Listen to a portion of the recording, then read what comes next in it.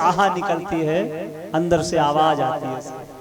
क्योंकि आजकल विवाह कम ब्याह ज्यादा हो रहे हैं ना, जिसमें आहा निकले। तो भगवान को ऐसा लगा कि इसने क्या मांग लिया, ये तो कुछ भी मांग सकता था। तो भगवान की आंखों में नेत्र सजल हो गए और भगवान की आंखों में अश्रु आ गए, बिंदु आ गया, अश्रु बिंदु आ गया। कर्दम समझ गए। कर्दम ने कहा प्रभु मेरी बात नहीं आप समझे, आपने से जो मैंने वरदान मांगा है कि मेरा विवाह हो जाए, लेकिन विवाह हो कैसा जाए? जैसा मैं हूं मेरे ही अनुकूल मेरी पत्नी हो, जैसा मैं आपका भक्त हूं ऐसे ही वो भी भक्त हो।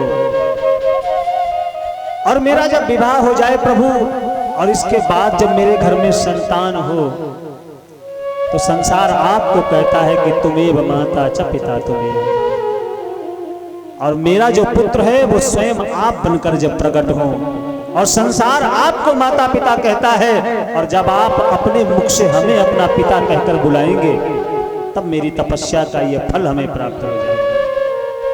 तो भगवान प्रसन्न हो गए। क्या सुंदर वरदान मांगा है कर्दम ने। भगवान ने कहा जाओ तथास्तु, ऐसा ही होगा। और इधर नारद को भगवान ने आदेश दिया। नारद पहुंचे स्वाम्भु मनु के पास। मनु से जाकर कहा तुम्हारी कन्या के लिए एक बड़ा सुंदर वर है, हम अभी देख कर आए हैं, लेकिन समय बहुत कम है, जल्दी चलो। आज अगर विवाह हो गया तो हो गया, नहीं तो कल से दूल्हा ज्वाइनिंग कर लेगा। अब ज्वाइनिंग काहे की करेगा? क्योंकि कर्दम कल से तपस्या में फिर बैठ जाएंगे, इसलिए अभी मौका है। स्वाम्भु मनु साथ में अपनी कन्या देवहूति को लेकर आ रहे हैं। जहां कर्दम का आश्रम बना है वहां लेकर पहुंच गए। एक तो राजकुमारी है जो महलों में रहती है, और दूसरा फक्कड़ है जिसके पास न मकान है, न दीवार है, न आला है, जिसकी झोपड़ी में चारों तरफ चूहों ने बिल बना रखे हैं। खाने के लिए कोई बर्तन नहीं है, रहने के लिए कोई ठिकाना नहीं है। एक तो ऐसा भगवान का वो सेवक है, भक्त बैठा है, और दूसरी वो राजकुमारी है जिसके पास सारे सुख सुविधाएं हैं। लेकिन यही भारतवर्ष है, माता पिता जिस कन्या को ले जाकर जिस भी वर के साथ उसका वर्ण कर देते हैं, जीवन पर्यंत कन्या उसी के साथ अपना पूरा जीवन काट देती है। भला है उसके साथ ही जीवन को काट देती है। हमारे यहाँ तो ऐसा भी कहा जाता है कि चाहे वो जैसा भी है, मेरा पति मेरा, उसको देवता मानकर पूरे जीवन उसके साथ रह लेती है। देवहूति को लेकर आए, समय देखकर ब्रह्मा के समक्ष ही दोनों का पाणी ग्रहण संस्कार कर दिया गया। स्वाम्भु मनु वहां से चले गए शत्रुपा के साथ में, और इधर अभी विवाह हुआ है। कर्दम ने कहा देवी मुझे प्यास लगी, जरा जल लेके आओ। मैया देवहूति जैसे जल लेने के लिए अंदर गई, इधर कर्दम समाधि में बैठ गए। जिसका अभी विवाह हुआ हो, विचार करिए आप। आजकल तो विवाह होने के बाद तुरंत टिकट बुक हो जाती है कि फला जगह जाना है, यहाँ घूमना है, वहां घूमना है, ये टूर वो टूर, सारा कुछ व्यवस्था होती है पहले से। भगवान तो फिर नहीं याद आते हैं, फिर तो मनाली कुल्लू, और पैसा हुआ तो फिर विदेश यात्रा। जीवन का ये मंगलमय जो समय होता है, इसका प्रारंभ भगवान के चरणों से करना चाहिए। क्योंकि अभी तक एक थे, अब दो हो गए। अभी तक अकेले भगवान का भजन करते थे, अब दोनों मिलकर करेंगे। विवाह इसीलिए हुआ है।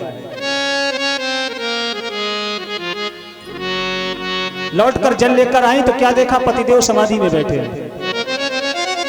सेवा करने लगी, विचार करने लगी, जब मेरा पति समाधि में बैठा है तो मुझे क्या सेवा ही करनी है। सेवा करने लगी। हजारों वर्ष बीत गए, सूख कर बिल्कुल वृद्धा हो गई, केस सूख गए, शरीर बिल्कुल सूख गया। हजारों वर्ष के बाद जिस समय कर्दम की समाधि खुली, सामने उस वृद्धा को देखा, पूछा कौन हो देवी? भैया हाथ जोड़कर कहने लगी आपने पहचाना नहीं, मैं आपकी ही पत्नी हूँ। हमारा विवाह आपके साथ हुआ था, हमारे पिता आपके साथ विवाह करके गए थे, आप उसी दिन से समाधि में बैठ गए। याद आ गया कर्दम को, ओहो ये तो हमारी ही पत्नी है, आपने इतनी हमारी सेवा करी। हम तुमसे प्रसन्न हैं, मांगो। तुष्टो हमद्ध, हम तुमसे बहुत प्रसन्न हैं। तब मान विमान दाया शुश्रूषया परमया पर्याच भक्त्या। तुम्हारी ऐसी भक्ति हमारे प्रति, तुमने इतना त्याग किया, अपने शरीर को भी सुखा दिया। हर किसी को अपने शरीर से प्रेम होता है, तुमने तो हमारी सेवा में अपने शरीर को ही सुखा दिया। हम तुमसे बहुत प्रसन्न हैं, मांगो क्या चाहिए। हाथ जोड़कर मैया कहने लगी, हमें कुछ नहीं चाहिए, आप जैसा पति जिसको मिल जाए उसे क्या चाहिए। लेकिन अगर देने की इच्छा ही है तो हर स्त्री चाहती है कि वो पुत्रवती बने, तो मैं भी मां बनना चाहती हूं। करदम ने कहा, ठीक है देवी। अब करदम भी बिल्कुल वृद्ध है, तपस्या करते करते शरीर सूख गया है, और जो भगवान की आंखों से जो अश्रु गिरा था वो सरोवर बन गया, वो बिंदु सरोवर था। करदम ने हाथ पकड़ा देवहूति का और उसी सरोवर में दोनों घुस गए। जो ही दोनों प्रवेश किए हैं तो दोनों वृद्ध हैं, और जैसे ही डुबकी लगाई है और बाहर निकले हैं तो भैया इस समय जो करदम है वो 18 वर्ष के बिल्कुल पुरुष बन गए हैं, और मैया देवहूति 16 वर्ष की कन्या बन गई है।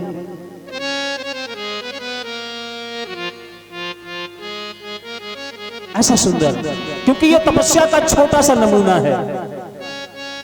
जिनके पास गाड़ी होती है, बंगला होता है, घर होता है, संपत्ति होती है, उनका ऐश्वर्य बोलता है, लेकिन जो भगवान के भक्त होते हैं उनकी साधना बोलती है।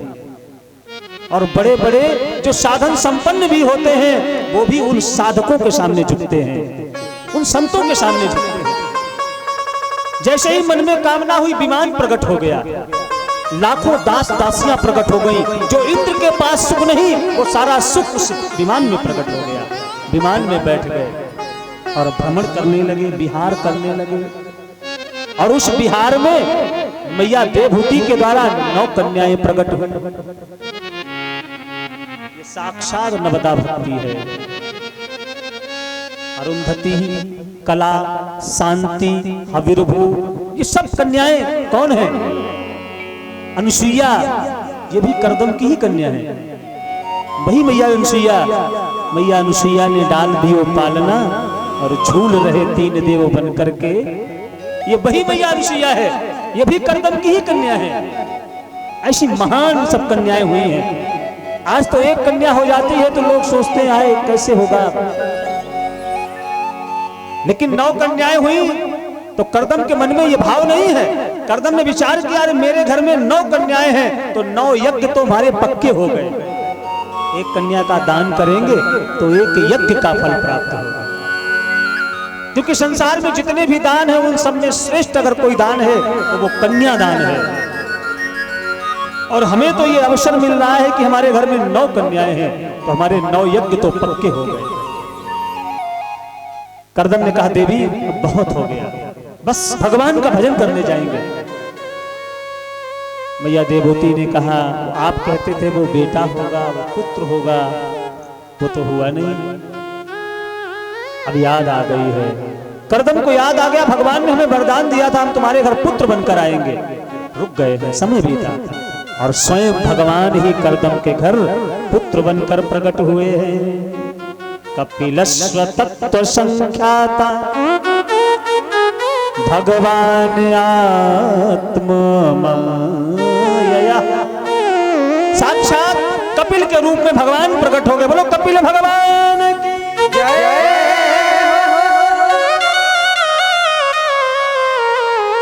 नौ कन्याओं का विवाह 9 ऋषियों के साथ कर दिया गया। करदम ने कहा, देवी बस अब हम वन में जाकर भगवान का भजन करेंगे और तुम इनकी सेवा करो। भैया देवहूति कपिल की सेवा करने लगी, करदम जी जाकर वन में भगवान का भजन करने लगे। कपिल जी थोड़े बड़े होने लगे, अब तो बैठकर वो चिंतन करते हैं। 9 कन्याओं का तो विवाह हो गया, मैया अकेली घर में रह गई। मैया का मन नहीं लगता। एक दिन मैया ने मन में विचार किया, मेरे पति ने कहा था कि जो पुत्र है ये साक्षात भगवान है, तो क्यों ना अपने इसी पुत्र की शरण में जाकर उससे ज्ञान लिया जाए। मैया ने थाली सजाई और थाल सजाकर कपिल भगवान के सामने पहुंच गई। कपिल ध्यान में बैठे हैं। मैया ने जाकर तिलक किया, माला पहनाई, हार पहनाया और जैसे ही हाथ चरणों की तरफ ले गई, कपिल ने हाथ पकड़ लिया। क्या कर रही हो मां?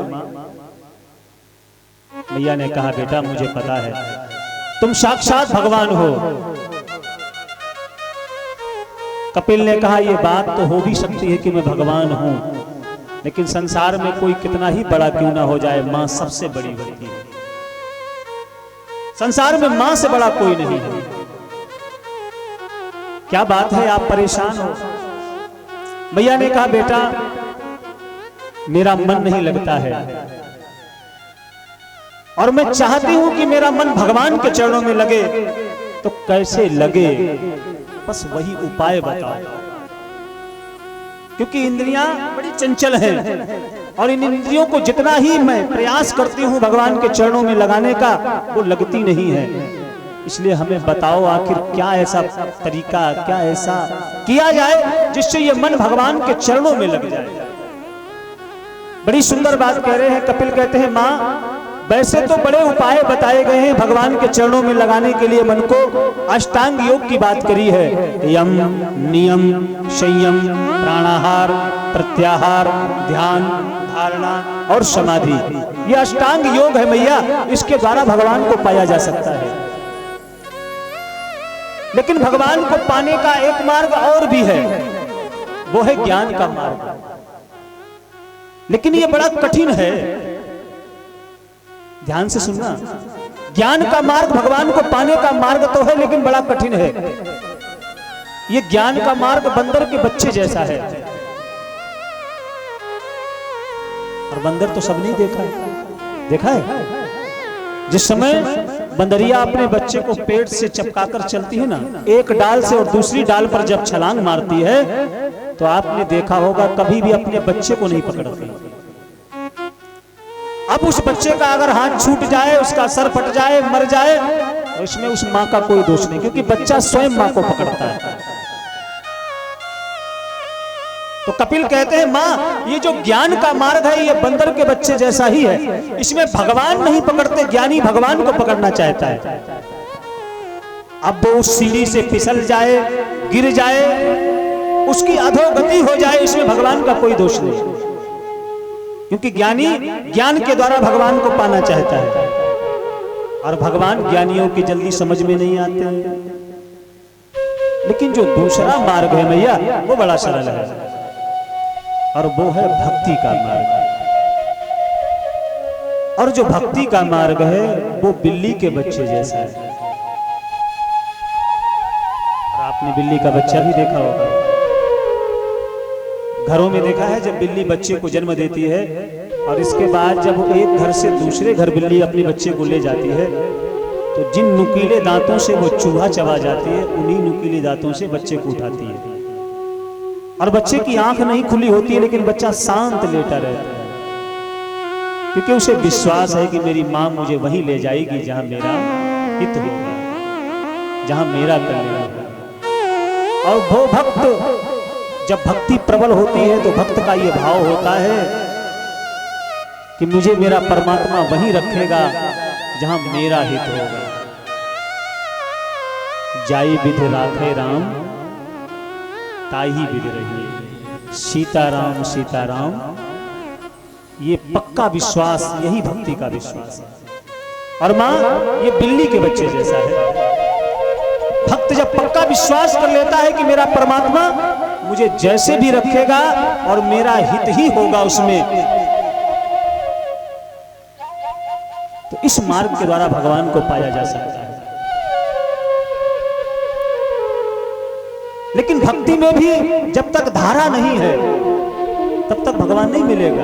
अब सोचा आपने कि बस हम तो बड़े भारी भक्त हैं, लेकिन भक्ति की 3 धाराएं हैं भैया। जैसे गंगा यमुना और सरस्वती की 3 धाराएं हैं और जहां मिल जाती हैं वहां संगम हो जाता है, ऐसे ही भक्ति में जब तक 3 धाराएं नहीं मिलती तब तक भक्ति पुष्ट नहीं होती। तो पहली धारा भक्ति की क्या है? भगवान से संबंध बनाओ। आपको जो भी अच्छा लगे वो भगवान से संबंध बनाओ। क्योंकि बिना संबंध के प्रेम नहीं होता है। ये मेरा बेटा है तो प्रेम है। भगवान नंगे ही बैठे लेकिन कपड़ा तक नहीं। अपने लिए तो बड़े अच्छे अच्छे सूट लेकर आते हैं लोग, हजारों रुपए खर्च कर देते हैं, लेकिन भगवान के लिए जब तक संबंध नहीं होगा ये बात मन में आएगी नहीं। क्योंकि भगवान का घर है, हम उसमें रह रहे हैं। अगर ये भाव है कि ये भगवान का है, कोई भी वस्तु लेने जाओ सबसे पहले भगवान के लिए लेनी है, क्योंकि वो मेरे घर के सदस्य हैं और सबसे अच्छी लेनी है। इसके बाद कोई चीज अपने लिए लाओ। तो ये क्या है? ये संबंध है। आपको जो संबंध अच्छा लगे वो भगवान से स्थापित करो।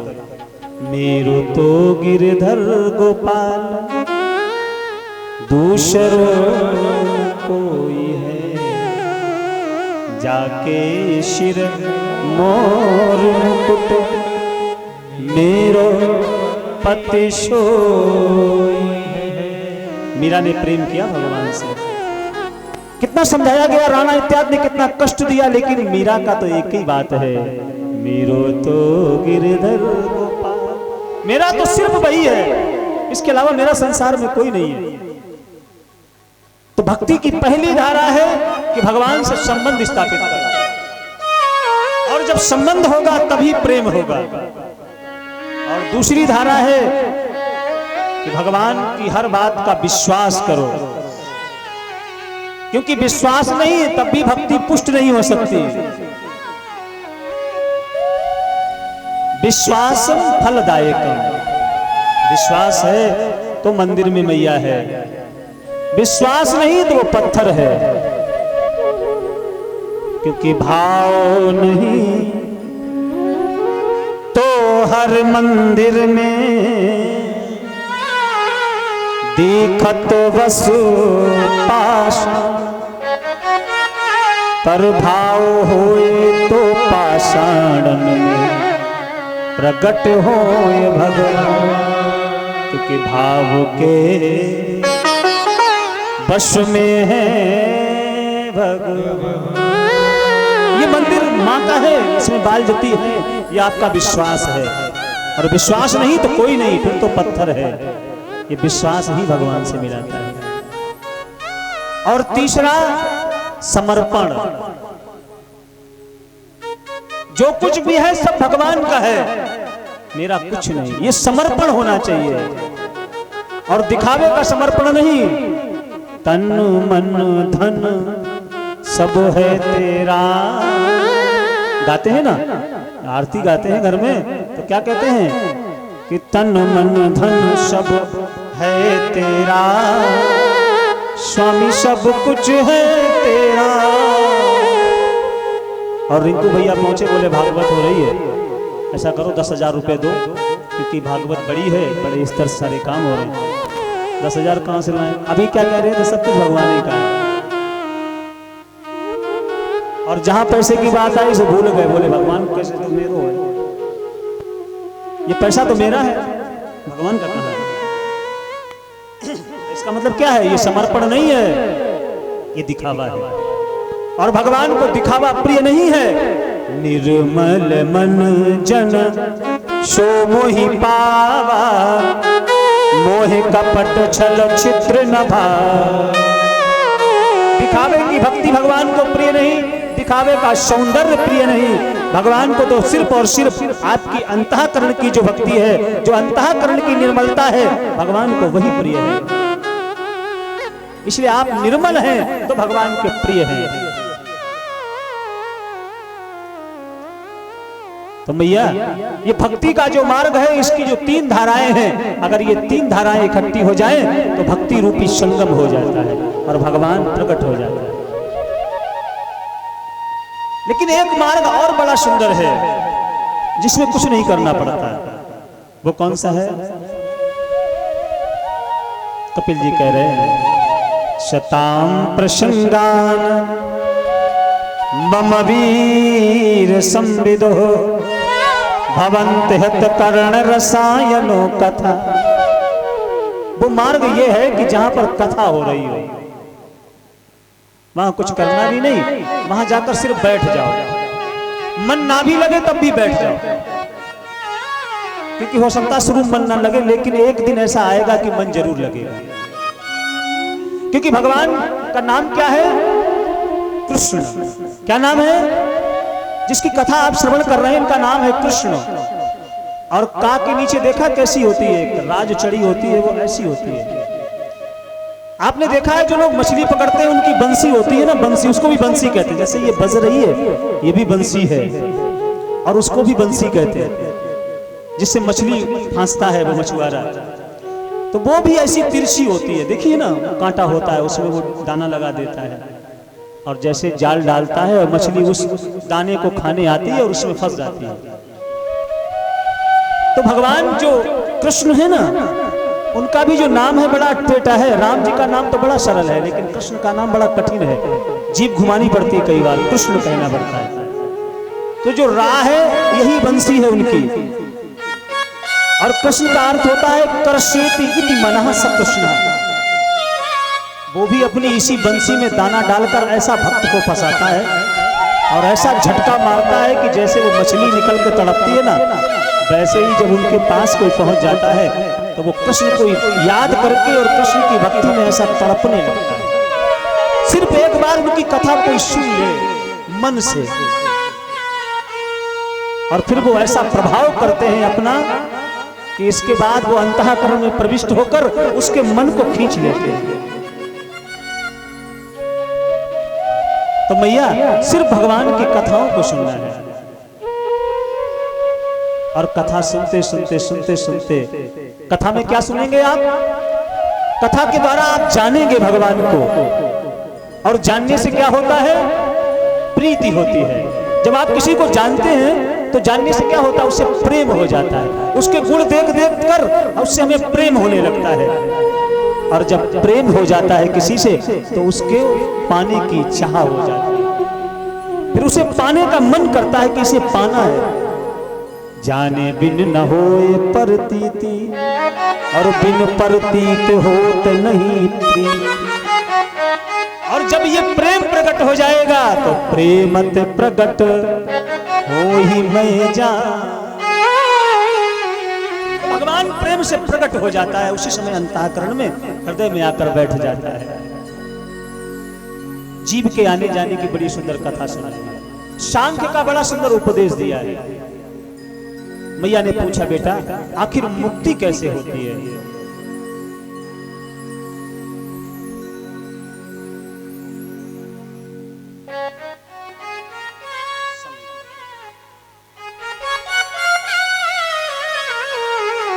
आखिर मुक्ति होती कैसे और मुक्ति होती किसकी? क्योंकि हर कथा में सुनाया जाता है कि ऐसा करोगे तो मुक्त हो जाओगे, भगवान की कथा सुनोगे तो मुक्त हो जाओगे, दान करोगे तो मुक्त हो जाओगे, भजन करोगे तो मुक्त हो जाओगे।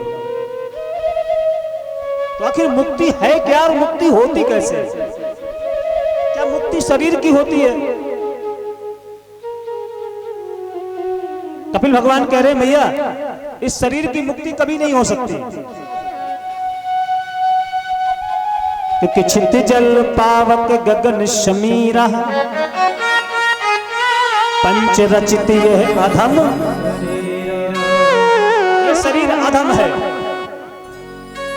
इसलिए इसकी मुक्ति नहीं हो सकती। इसको मरना है तो मरना, और ये हर पल एक ही काम करता है, सिर्फ मरता है। 1 घंटे पहले जैसे आप थे, 1 घंटे बाद आप वैसे नहीं रहेंगे,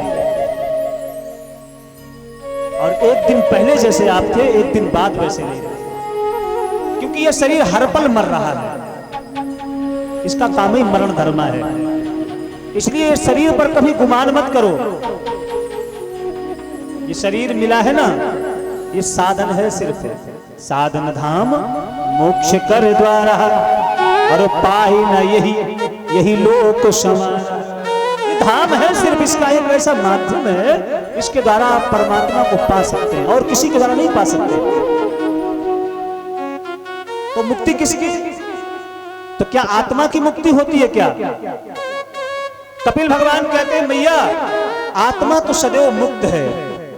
आत्मा न जजामी न मरिष्यस निदितेषु। और गीता भगवान कहते हैं अर्जुन से, अर्जुन नैनम छिन्दन्ति शस्त्राणि नैनम दहति पावका न चैनम क्लेदयन्तापो नाशोष्यति नाम। आत्मा अजर अमर है।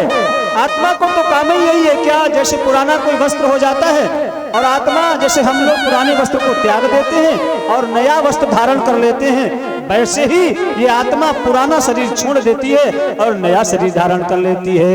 वासांस जीर्णानि यथा विहाय नवानि गृह्णाति नरोपराणि यथा शरीराणि विहाय जीर्णानि नैयानि संयाति नवानि देहि। नई देह को धारण कर लेती है। इसलिए आत्मा तो सदैव मुक्त है, क्योंकि आत्मा तो भगवान के ही धाम से आती है और ये पुनः उसी के चरणों में चली जाती है। मुक्त क्या होता है आखिर? तो कपिल कहते हैं भैया मुक्ति तो मन से होती है। जिसका मन लग गया भगवान के चरणों में वो जीते जी मुक्त हो जाता है, और जिसका मन संसार में फंसा है वो मरने के बाद भी मुक्त होने वाला। वो चाहे कितना ही पूजा कर ले, यजन कर ले, पूजन कर ले, कुछ भी कर ले, लेकिन जिसका मन संसार में बंधा है वो कभी मुक्त नहीं हो सकता है। जीव के आने की बड़ी सुंदर कथा सुनाई है। कपिल कहते हैं भैया जिस समय संसार में जीव आता है तो कैसे आता है?